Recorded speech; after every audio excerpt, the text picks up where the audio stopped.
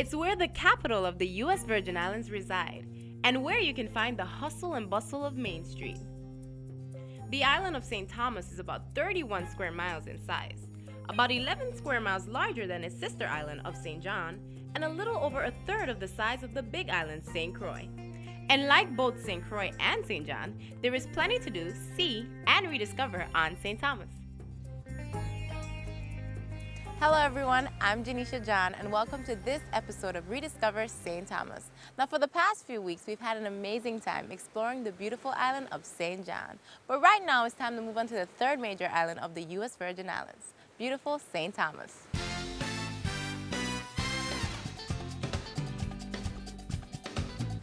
And I can't think of a better way to start our new adventure than with kayaking. So today we're going to join Virgin Islands Eco Tour and go on a kayaking adventure through a mangrove heaven. But first, let me change into my kayaking gear, so I'll meet you on the water. Today, Sybile Sorrentino, owner of VI Eco Tours, and Scott Begley will lead us on a kayaking and hiking adventure. Virgin Islands Eco Tours was started 15 years ago by Franny Newbold and Joyce Bailey, two women that live here in the Virgin Islands. I purchased the company from them 8 years ago and have been loving it ever since. I visited the Galapagos Islands in South America, and they have a lot of interpretive tours, snorkeling tours and mangrove tours, and I was so impressed by it, and I came back here and I started something very similar with inflatable boats, and I brought the boats here to Cas Cay and wanted to show that we have many of the same creatures, wildlife, marine life that they actually have in the Galapagos. You don't have to fly all the way there, you just have to come here and see it. Right now, we're kayaking through a mangrove lagoon located in the southeast part of St. Thomas. This mangrove heaven is actually part of the Cas Cay Mangrove Lagoon, St. James and Compass Point Marine and Wildlife Sanctuaries. It's also the base area for VI Eco Tours. We get people with all different levels of experience. We have people that have never kayaked before and end up enjoying it.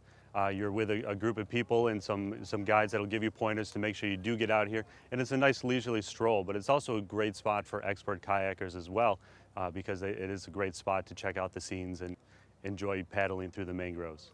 Now every day, VI Eco Tours offer half and full day tours, and visitors from all over come here to experience and learn about the mangroves in the sanctuary. But on either tour, you're going to be kayaking about a mile out to Cas Cay. We'll do maybe a crab race, check out some of the critters, the hermit crabs that are around here, enjoy the island, walk down to the far end called Red Point, which is a gorgeous spot. We'll come back to our boats, we'll get our snorkel gear, make sure we give an orientation to make sure everybody feels safe and comfortable in the water. We'll enjoy all the wildlife that's below us. We'll come back to our boats, relax, enjoy the sun, and then we'll kayak back to the dock. Today, Scott will be our own private guide. I came down here with a degree in biology. I was also a teacher in North Carolina, so I kind of fit right in with what they were looking for, being able to enjoy the environment and teach people about the importance of the environment out here, especially this being a sanctuary.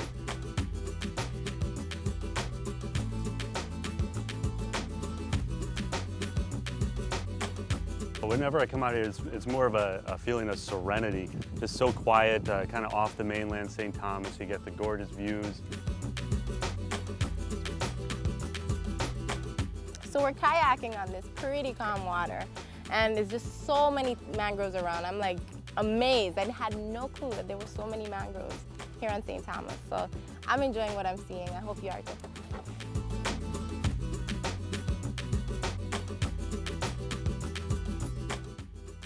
We've been kayaking for about 12 to 15 minutes and have reached the halfway point to Cas Cay. I must admit my arms are getting a little tired, so we've decided to take a short break to catch our breaths and hear from Scott about the beautiful mangrove lagoon. So Scott, I must say I've seen so many mangroves. Tell us a little bit about where we are and what we're seeing. We're right in the heart of the mangrove lagoon. We're in the middle of about 255 acres of sanctuary, one of the last protected areas of St. Thomas. And it's a great spot for all different kinds of wildlife because it is a sanctuary. There's a lot of less predators for them and a lot less human activity out here to allow them to be protected. Now what type of wildlife are you talking about? All different kinds. We have just thousands of fish below us. We got a lot of different birds in the trees hiding out here. Again, free from predators. They don't have to worry about anything getting eaten alive by any lizards or snakes. Nothing's going to eat the bird eggs. But there's also just a lot of different smaller critters, a lot of different crab that are hiding out in there, and a lot of conch as well down at the bottom. As for the mangroves, what are some of the things that you teach to the tourists that come on your tour guides? Just the importance of the mangroves. They do a lot of good stuff for us both economically and ecologically, playing a very important role as a hurricane buffer zone, protecting our boats. This is one of the hurricane holes on St. Thomas, so boats are allowed to come in here even though it is a sanctuary right before a storm to allow them to be safe, as well as protecting our shoreline. This is a very stable tree, saltwater tolerant tree, so it protects all the shorelines from the bigger waves, making sure that they dissipate the energy so it doesn't cause any erosion to our beaches. Okay, Scott, could you tell us a little bit more about the marine life out here? Yes, there's a lot of different species of fish, and most of them are spending their life right by the mangrove roots. Since there's not a lot of land associated with the roots of the trees, the smaller fish can hide out free from predators, so they're able to thrive and grow as almost like a little nursery for the fish, and they'll be able to start the whole fish cycle all over again. So they spend most of their time hiding out by the roots, starting deep inside if any bigger fish come around. Okay, now besides the wildlife, what do you appreciate the most about out here? The mangrove is just the gorgeous scenes, just being more relaxed, kind of a different spot than most of St. Thomas out here, a very different environment. So you get a lot of different scenes, a lot of different ecosystems, and just the quietness and the beauty of the nature out here. I agree. I'm enjoying the serenity. So where are we going next? Next, we're heading out to Cas Cay, our uninhabited island. We'll check out what's going on there today. Let's go.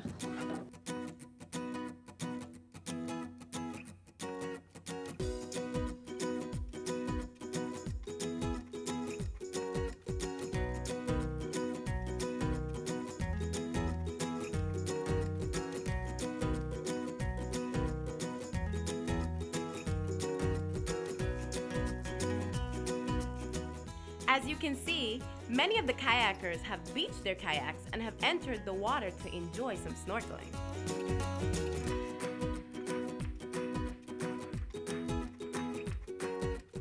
We won't be joining these snorkelers, but we will beach on Cas Cay and explore the island. Now, Cas Cay is a 15-acre uninhabited wildlife preserve. Approaching the key, you immediately notice the many mangroves that line the beach. The mangrove also appears to have moved inland as well. We've got 4 different types of mangroves. The 3 main varieties are the red mangroves, which you can see right here. They have these little propagules that are these pencil-like things that drop down in the water. And you can see the little roots right here and the little trees there, and they can float for a year, and when they settle in shallow water, they grow. And they have these prop roots that grow right out of the salt water, and they filter fresh water from the salt water. And then inland you have the white mangrove, which has little tear ducts at the base of the leaf, and the salt comes out of there. That's how it filters the salt water out. And then you go a little further back and you have the black mangroves, and those leaves grow straight up, and you can see on a dry day they have salt crystals all over the leaf. You can lick it off, and they have little snorkel roots that come up, so if the water is sitting on the land, it won't drown those mangroves. And the final associate mangrove is a buttonwood mangrove. Has little button type flowers on it, and folklore says that it's used for high blood pressure. I don't recommend anyone to go out and make tea from it, but 4 beautiful mangrove trees. So we just beached our kayaks here on Cas Cay, an uninhabited key on the south-southeast side of St. Thomas. Now in just a few, Scott is going to take us on a hike. Now Scott, where are we going and what are we about to see on this hike? We are heading out to what we call Red Point. Gets its name from the red color in the rocks. It came up with a lot of iron ore, high concentration of iron in there. Just gorgeous rock structures. You get the Caribbean Sea splashing against the rocks. We got some tidal pools where we'll be able to check out some of the critters, some sea urchins, different species of urchins, as well as any slugs or sea stars that we might see there. But along the way, the Red Point is the original part of the island, old volcanic activity, and the part we're walking on was originally red mangroves like we saw it out on the boats, but the Red Point is the original part of the island, dating back about 150 million years, coming up with a lot of magma and a lot of high concentration of iron ore. And along the hike before we get to Red Point, this part of the island is made from the old mangroves. The roots allowed all the debris to get caught inside the roots, making this land that we're able to walk on. Okay, and about how long is the hike itself that we're going on? The hike is roughly a mile round trip. Very, very laid back, not too strenuous. We're just walking over some broken coral, some old shells, but nothing that we're hiking over, nothing that we have to be too concerned about being too tired at the end of the hike. Okay, well, I'm excited and I'm ready to go. You ready to go? I'm ready to go. Let's see. Okay, well, let's go. The hike to Red Point is fairly easy. It's a level, sandy walk between mangroves.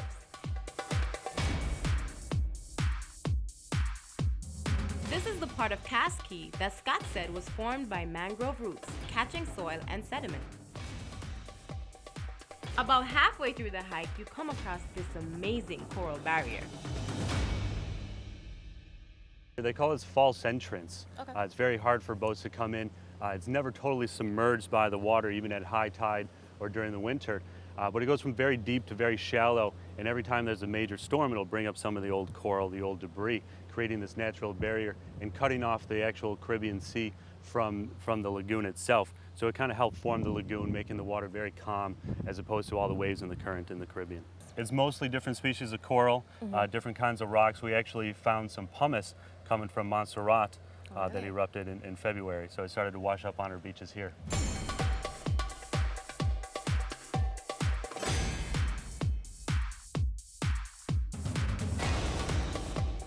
Once again, this area has been given the name False Entrance.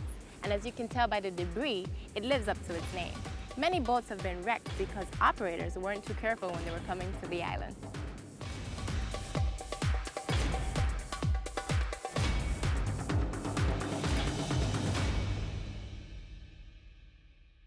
From here, we can now see Red Point, which marks the end of our hike.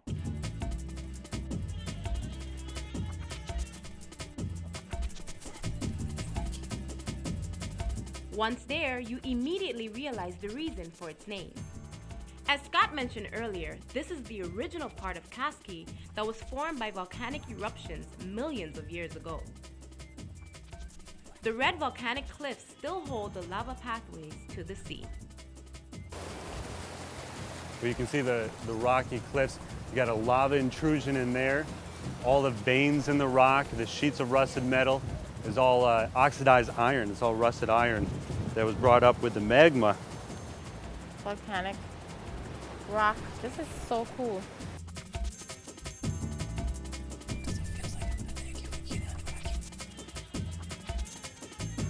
In addition to the scenic cliffs, there is also some cool wildlife to see here, like this sea star.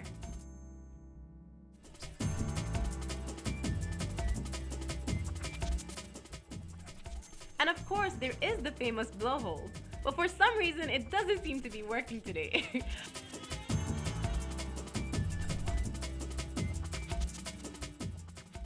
It's been a great experience exploring Cas Cay, but the day is far from over. I want to thank Sybile and Scott for their time and for giving us an amazing experience. For now, we'll say goodbye to Cas Cay and the Mangrove Lagoon, dry off and find us a good pair of binoculars. Up next, we're going bird watching. Dried off and rested, we begin our bird watching here at this bridge located about a mile west of the Mangrove Lagoon we just left. As I said earlier, we are still in the southeast part of St. Thomas. The Nada Bridge that we're on provides an excellent viewing area for bird watchers. Even with all of the hustle and bustle of vehicular and pedestrian traffic that exists just meters away from the bridge, many bird species still come to this area to feed and rest.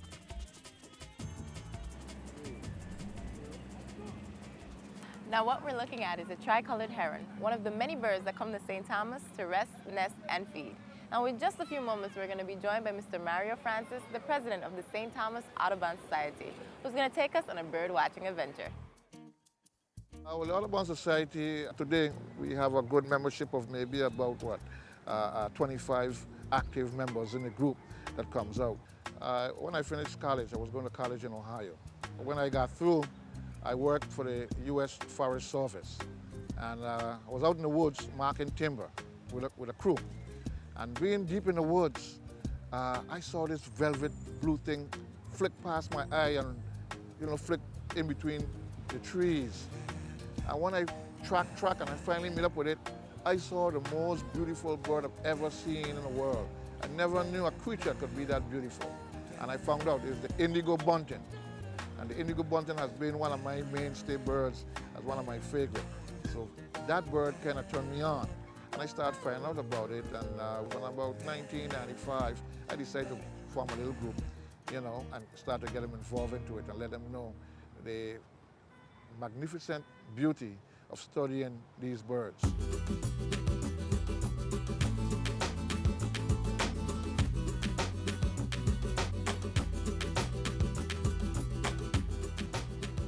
Oh, hey, Mr. Francis. How Hi, are good you? morning. How are you this Janeisha. morning? I'm great. I'm Good. really excited today about the bird watching. Okay. I just started looking, but I know you're going to show me a lot more. What are we going to be looking at today? We'll be watching a few birds. Right now we're here at the bridge, what they call the Bridge to Nowhere, The bridge to nowhere? but the Audubon Society gives it the name, the Audubon Bridge. So it's your bridge. Yes. I got it. So this is one of our bird watching porches. Okay. Presently what you'll be seeing below you here is what you call the common moorhen. The common moorhen? Yes, and that's a waterfowl.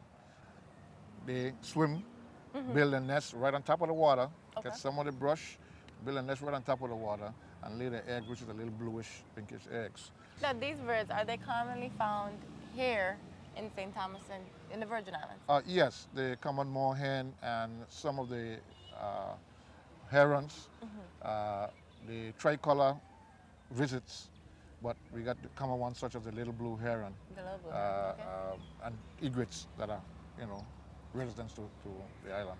So, Mr. Francis, I know we're here looking at the tricolored heron. Could you tell us a little bit more about the bird? Okay, the tricolor heron is in the heron family, which are water birds that fish, wade in ponds, gutters, streams, and along shoreline. They have a long beak, long legs, so they can really dip down and pick out their fish. They get very good keen eye, and they're very sharp fishers. The common blue heron, or the little blue heron, is normally the one that we normally see in our areas. But this is one of our favorite birds because, you know, it wades. I use some of the texts that you can find that distinguish the many herons and stuff that we have here. You got a tricolor heron. Okay. And many of the herons sometimes look closely alike, but there are certain specifics that you look at that you call identifying marks. This has a blue stomach, blue belly, slate blue back, you know, and neck, and there's a white little crest on the back of it, especially when they're mature. Usually when they're, so this is the immature stage. Immature stage, yes. Where it's a little brown, a little more neck. brown or red. Yes, and streaked Okay. at front. This particular one, which is a mature one, also, but their beak has a two color. I see the blue on the top. The blue on the top and to the tip of it is black. And as you can see in this one, you know, so certain identification mark that you use to distinguish the difference. So it's important, I guess, to watch with the binoculars so Yes. you'll be able to see the distinct features. Yes. Okay. And then next to it there, you see you have a common moorhen. The moorhen. Yes, that's a waterfowl. Now, I was watching it and I assumed there was a duck. Yeah, You know, yes. now the typical person probably would probably say something like that. Yes, because they see most time when they see the common moorhen, it's already swimming in the water, so they don't see its feet. The feet distinguishes different. Notice when he raises his feet, it looks like a chicken feet. It sure does. You see? Whereas the duck has webbed feet. Okay. So that's the difference. You see? So he'll be more or less on a coastline, in grass, swamp, you know, and that's how he feeds. So how would you classify the birds? You know, like you have the heron family. Yes. Would this fall in the family with the chicken? You know. Yes, this would be more like in the chicken family, which they call the jungle fowl. This would be more or less in that class. Okay.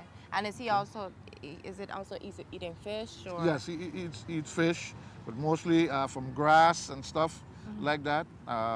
They feed on that. Here's an interesting fact about the moorhens. On a global scale, the species population is very healthy. However, smaller populations in specific areas such as Hawaii and Palau, an island nation in the Pacific Ocean, are threatened. Now, would we normally find the birds just here in this type of water setting? This is what, fresh water? Or? Yes, come moorhen. This is water that runs from The runner. up from the watershed, come through the gutterways, along the road, and travels all along here, goes all out to the lagoon. So all in here has fish, has other wildlife, turtles, tarpons, fishes, and that's what the Audubon Society is about. Not just birds, but birds and other wildlife, as we care about, and we try to encourage some of our community residents to come on out and enjoy nature's beauty. Because I mean, people drive past this area Oh, they every drive, day, they don't even so look they don't in even it. know. No, they don't that, even know. And that's you know. our aim. We have a tally that we go out, and at the end of the day, I go home, I tally what we have seen. This one is the old one Wow. from Sunday, October the 8th, 2006. From 2006, and Yes. you know that you identified a lot And of birds. a lot of birds, see? And here I said it was 28 species for a total of 167 birds. We counted that day. And it's just in a 3-hour time 3 frame. hour span. That's the average time that I normally go out and do our outing. Now, is there anything in particular that you think these birds find here in the Virgin Islands that they don't find anywhere else? Well, being that some of them do migrate, here is used as a resting spot. Okay. Okay, and after flying overseas for days. What better place to rest? What better place to rest? They come, they find enough food to build up their energy, give them enough fat that they can journey on. Down south. So here it's a popular resting spot. And of course, the birds of winter from up north come down here, to do their thing. You see, some feed, some nest and raise their young, and then go back up north.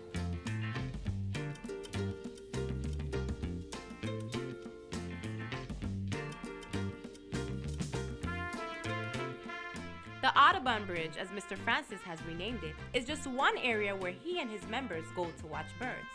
Another popular location for the Audubon Society is the Compass Point Pond. Hey, this sounds familiar. Compass Point Pond is part of the wildlife sanctuary we kayaked through earlier.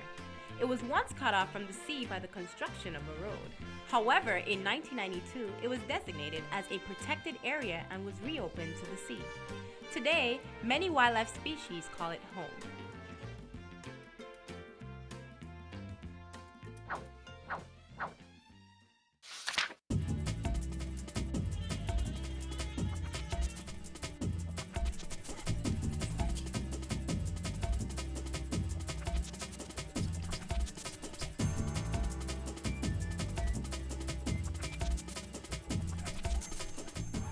Due to what is called development, we're losing more habitats for birds and other wildlife. And right now we have a great decrease of the population of birds simply because their habitat has been destroyed. And that is so important that we try to reserve certain areas of our island for our wildlife and the birds. That's something we have to put as a priority on our list. And that's why with our program, the society, we try to have these bird watching excursions so people can better appreciate and the love for birds and wanting to advocate to preserve their habitats.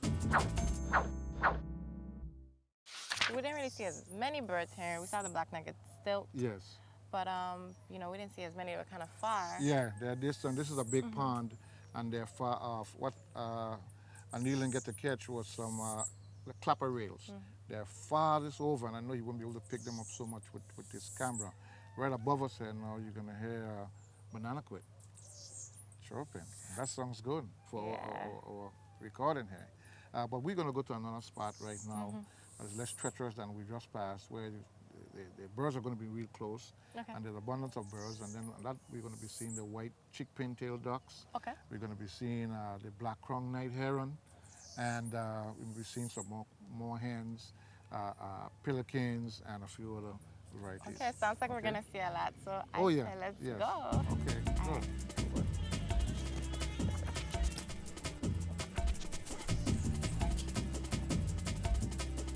Our third and last stop on this birdwatching trip takes us north of Benner Bay to a popular hotel and resort.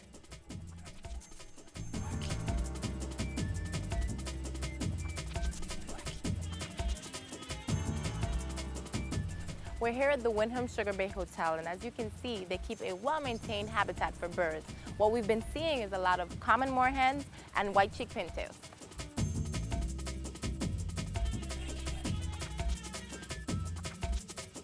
Yeah, these are the white-cheeked pintails. So, okay, Yeah. white-cheeked. White cheeks, see the cheeks are white, and they got a pointy tail, so they got a pintail. They're beautiful. They're beautiful, beautiful birds. Are those native birds? No. No, not really. No, they do come and go, but they normally migrate over, but there's a set that stays there all year round, and simply because they're fed every day, you know, from the hotel and stuff. So they said, hey, well, we must go flying any place for, we got food there 24/7, you know. That's smart. So, yeah. I would stay too. So you got at least about 50 of them that are, 50, wow. yeah, that stays here, you know. And the little squawking noise you were hearing, it's a common moorhen that is nesting inside the mangrove. Like what we saw earlier. Yeah. Now, if you remember, at the Nada Bridge, Francis mentioned that the common moorhen's feet were not webbed. Here, you can see clearly why the moorhens are not part of the duck family.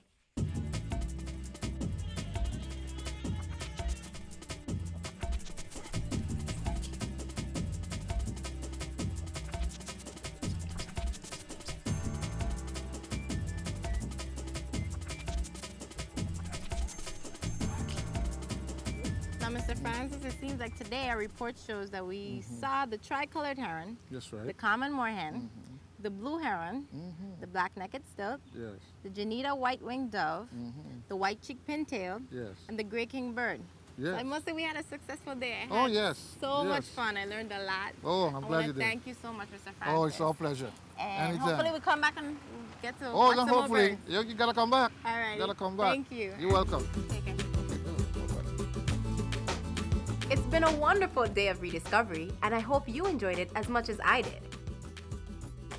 So until next time, cherish your home, this beautiful island, and most of all, cherish each other.